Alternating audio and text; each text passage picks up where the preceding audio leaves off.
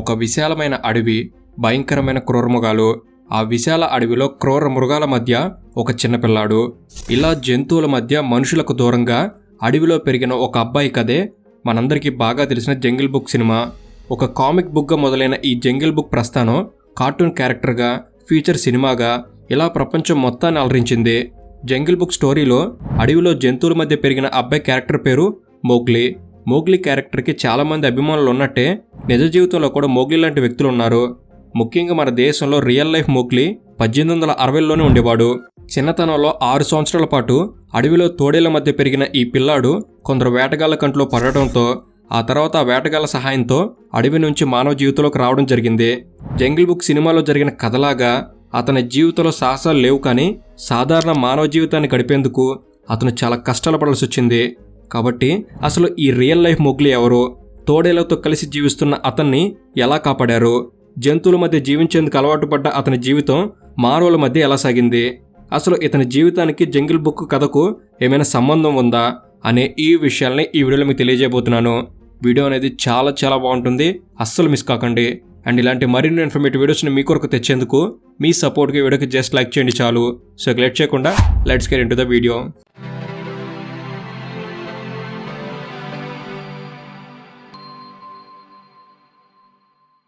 Jungle book సినిమాలో Mowgli తోడేళ్ల గుంపు సంరక్షణలో ఉంటాడు. సరిగ్గా ఇదే విధంగా 1867 ఫిబ్రవరిలో ఉత్తరప్రదేశ్ రాష్ట్రంలోని రులన్ షహర్ అడవుల్లో కొందరు వేటగాళ్లు వేటకు వెళ్లిన సమయంలో వారికి ఒక ఆశ్చర్యకరమైన అరుదైన దృశ్యం కనిపించింది. అదేంటంటే ఆ అడవిలో వారికి కనిపించిన తోడేళ్ల గుంపులో దాదాపు 6 సంవత్సరాల వయసున్న ఒక అబ్బాయి ఆ తోడేళ్లతో కలిసి తిరుగుతూ ఉన్నాడు. అది చూసి వేటకు వెళ్లిన వారు ఆశ్చర్యపోయారు. తోడేళ్ల మధ్య జంతువులతో సమానంగా దాదాపుగా 6 సంవత్సరాల వయసు వచ్చినప్పటికీ ఆ అబ్బాయి సాధారణ మానవ ప్రవర్తనకు భిన్నంగా ప్రవర్తిస్తూ కనిపించాడు. సాధారణంగా 6 సంవత్సరాల వయసులో ఎవరైనా 2 కాళ్ళ మీద నడుస్తారు, కానీ అతను మాత్రం కాళ్ళు చేతుల సహాయంతో పాకుతూ తోడేళ్ల మధ్య తోడేళ్లలాగా నగ్నంగా తిరుగుతున్నాడు. మోచేతులను మోకాలను నేల మీద ఉంచి అచ్చం జంతువుల్లాగా నడుస్తూ కనిపించాడు. ఆ వేటగాళ్లను గమనించిన ఈ తోడేళ్ల గుంపు వాటి గుహలోకి వెళ్ళిపోయాయి. తోడేళ్లతో పాటు అతను కూడా వాటి వెంటే గుహలోకి వెళ్ళిపోయాడు. తోడేళ్లు పూర్తిగా అతన్ని వాటి గుంపులో ఒకటిగా చేర్చుకున్నాయి. గుహలోకి వెళ్లిన తోడేళ్ల గుంపు నుంచి అతన్ని వేరు చేసి మానవ ప్రపంచంలోకి తీసుకురావాలి అనే ఉద్దేశంతో ఆ వేటగాళ్లు గుహ ముందు పెద్ద మంట పెట్టి గుహలోకి పొగ వెళ్లేలా చేసి తోడేళ్లను బయటకు వచ్చేలా చేశారు. ఆ తోడేళ్లు ఒక్కొక్కటిగా బయటకు వస్తుంటే వాటిని చంపి అతన్ని బలవంతంగా వారితో తీసుకెళ్లారు. అయితే అతను మానవ జీవితానికి అలవాటు పడతాడు అని భావించిన ఆ వేటగాళ్లకు అతన్ని సాధారణ జీవితానికి అలవాటు చేయడం కష్టం అనే విషయం అర్థమైంది. అతను కూడా తోడేళ్లతో ఉంటూ అవి వేటాడి తెచ్చిన జంతువుల పచ్చి మాంసాన్ని తింటూ ఉండేవాడు. కాబట్టి సాధారణ మానవ ఆహారం తినేవాడు కాదు, బట్టలు ధరించేవాడు కాదు, అడవిలో ప్రవర్తించిన విధంగానే జంతువుల్లాగా ప్రవర్తించేవాడు. దాంతో వేటగాళ్లు అతని గురించి ప్రభుత్వానికి తెలియజేశారు. అప్పట్లో కలెక్టర్ అతన్ని ఆగ్రాలో ప్రభుత్వ పర్యవేక్షణలో ఉండే విధంగా ఒక అనాథాశ్రమంలో చేర్పించారు. అనాథాశ్రమానికి వెళ్ళిన తర్వాత ముందుగా అతనికి దినా సానిచర్ అని పేరు పెట్టారు. దినా సానిచర్ ఎవరు, అతని తల్లిదండ్రులు ఎవరు, అసలు అతను అడవిలో తోడేళ్లకు ఎలా దగ్గరయ్యాడు అనే విషయాలు తెలుసుకునేందుకు ఎన్నో ప్రయత్నాలు చేసినా అతని గురించి ఏమీ తెలియలేదు. ఇక దినా సానిచర్ చిన్నతనం నుంచి తోడేళ్లతో ఉండటం వల్ల చాలా విషయాల్లో మానవులకు భిన్నంగా ఉండేవాడు. శరీర ఎదుగుదల, మానసిక ఎదుగుదల ఇవన్నీ జంతువులను పోలినట్టే ఉండేవి. దినా సానిచర్ మీద ఎంతో ప్రత్యేక శ్రద్ధ పెట్టి అతని ప్రవర్తనను మార్చే ప్రయత్నం చేసినా అతను మాత్రం జంతువుల్లానే ప్రవర్తించేవాడు. అనాథాశ్రమంలో చేరిన కొత్తలో మనుషులు తినే ఆహారం తినేవాడు కాదు, చేతులు కాళ్ళ మీద పాకుతూ నడిచేవాడు, బట్టలు వేసుకునేవాడు కాదు. కానీ క్రమక్రమంగా మనుషులు తినే ఆహారం తినడానికి అలవాటు పడ్డాడు. 2 కాళ్ళతో నడవడం అలవాటు చేసుకున్నాడు. బట్టలు పూర్తిగా కాకపోయినా అర్ధనగ్నంగా వేసుకునేవాడు. అయితే సానిచర్కు మాటలు మాత్రం వచ్చేవి కావు. అతనితో మాట్లాడించేందుకు ఎంత ప్రయత్నం చేసినా మాట్లాడేవాడు కాదు. కానీ రాను రాను కొన్ని రకాల సైగలకు స్పందించడం మొదలుపెట్టాడు. తోటి పిల్లలతో ఏమాత్రం కలిసేవాడు కాదు. సానిచర్లో మానసిక ఎదుగుదల లేకుండా పోయింది. అంతేకాకుండా వయసుతో పాటు సక్రమంగా జరగాల్సిన శారీరక ఎదుగుదలలో కూడా మార్పులు కనిపించాయి. సానిచర్ మొహం, భుజాలు, చేతులు ఇవన్నీ వంకర్లు తిరగడం మొదలైంది.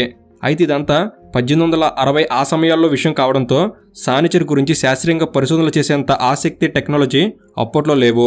దాంతో సానిచర్లో వస్తున్న శారీరక మార్పుల్ని ఎవరూ ఆపలేకపోయారు.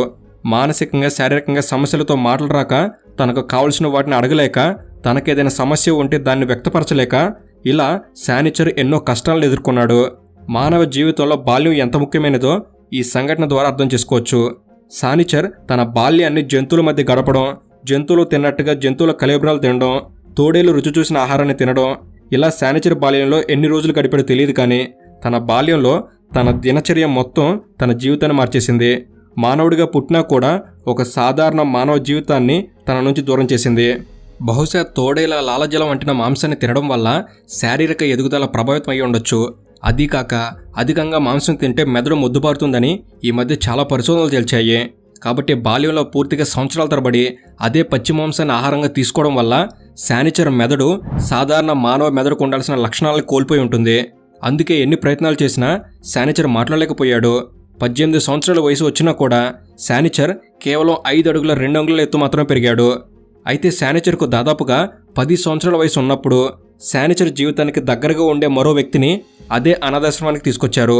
అతను కూడా సానిచర్ లాగానే అడవిలో జంతువుల మధ్య పెరిగిన వ్యక్తి. అతని ప్రవర్తన కూడా దాదాపుగా సానిచర్ ప్రవర్తనకు దగ్గరగా ఉండేది. అతను కూడా మనుషులతో కమ్యూనికేట్ చేయగలిగేవాడు కాదు. కానీ సానిచర్కి అతనికి మధ్య స్నేహం మొదలైంది. ఇద్దరూ ఒకరితో ఒకరు వారి వారి సొంత భాషలో ఏవో కమ్యూనికేట్ చేసుకునేవారు.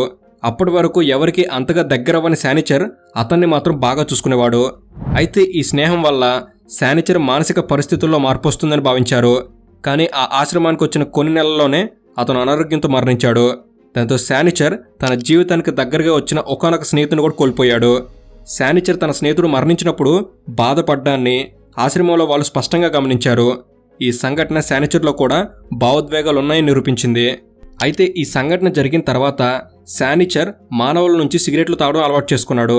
మొదట్లో కేవలం సానిచర్కు ఆట విడుపులా మొదలైన అలవాటు రాను రాను వ్యసనంగా మారింది.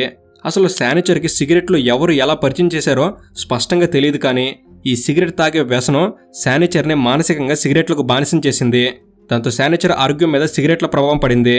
దాంతో సానిచర్కి ట్యూబర్కులోసిస్ అనే వ్యాధి సోకింది.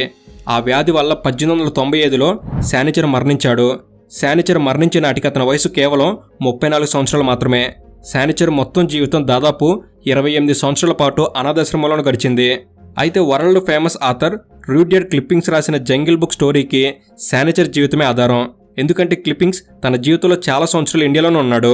ముఖ్యంగా అడవి మనుషుల మీద, యాన్షియన్స్ ఇండియన్స్ మీద, జంతువుల మీద అతనికి బాగా ఆసక్తి ఉండేది. ఆ ఆసక్తితోనే పంచతంత్రం, నక్కపాము కథ అయిన రిక్కీ టిక్కీ టావీ, జటకా టేల్స్ ఇలా జంతువుల చుట్టూ తిరిగి చాలా స్టోరీలు రాశాడు. ఈ ఆధారాలన్నీ గమనిస్తే జంగిల్ బుక్ కథకు ఆధారం సానిచర్ జీవితమే ప్రేరణ అయి ఉంటుందని అభిప్రాయాలున్నాయి. అయితే కేవలం సానిచర్ మానవ సమాజంలోకి రాకుండా అడవిలోనే ఉంటే అతని జీవితం ఎలా ఉండేదనే విషయాలను ఆధారం చేసుకుని కొంత డ్రామా, ఎమోషన్స్ కల్పించి clippings jungle book story develop చేశాడు. అయితే ఏది ఏమైనా దినా సానిచర్ జీవితం మాత్రం ఎన్నో విషయాలు నేర్పిందని చెప్పాలి. అయితే పూర్తిగా పరిశోధనాత్మకంగా లోతుగా ఆలోచించి సానిచర్ జీవితాన్ని కేస్ స్టడీగా భావించి ఉంటే మరిన్ని విషయాలు అర్థమయ్యేవి. బయోలాజికల్గా మానవ జీవితాన్ని ప్రభావితం చేయగల ఎన్నో విషయాలు వెలుగు చూసేవి. కానీ 18వ శతాబ్దం కావడంతో ఎవరూ దినా సానిచర్ను ఒక కేస్ స్టడీ లాగా భావించలేదు. అయినా ఇప్పటికీ సానిచర్ జీవితం మానవాతీత జంతు సంబంధమైన అనేక విలక్షణ లక్షణాల కలయికనే చెప్పాలి. సో ఇది ఫ్రెండ్స్, మీలో ఎంతమంది మోగ్లీ సినిమాను చూశారు అండ్ మీకు నచ్చిన కార్టూన్ సినిమా ఏమిటి తప్పకుండా కామెంట్ చేయండి. ఈ వీడియో అనేది మీరు కొన్ని కొత్త విషయాలు తెలుసుకోవడం ఎంతో కొంత ఉపయోగపడిందని భావిస్తున్నాను. ఈ వీడియో కనుక మీకు నచ్చినట్లయితే జస్ట్ లైక్ చేయండి చాలు. ఇలాంటి మరిన్ని ఇన్ఫర్మేటివ్ వీడియోస్ నుంచి రాబోతున్నాయి. వాటిని మీరు కూడా పొందేందుకు తప్పకుండా మన తెలుగు సబ్స్క్రైబ్ చేసుకుని బెల్ని ఆల్లో పెట్టుకోగలరని మనవి. Thank you for watching. Have a good day.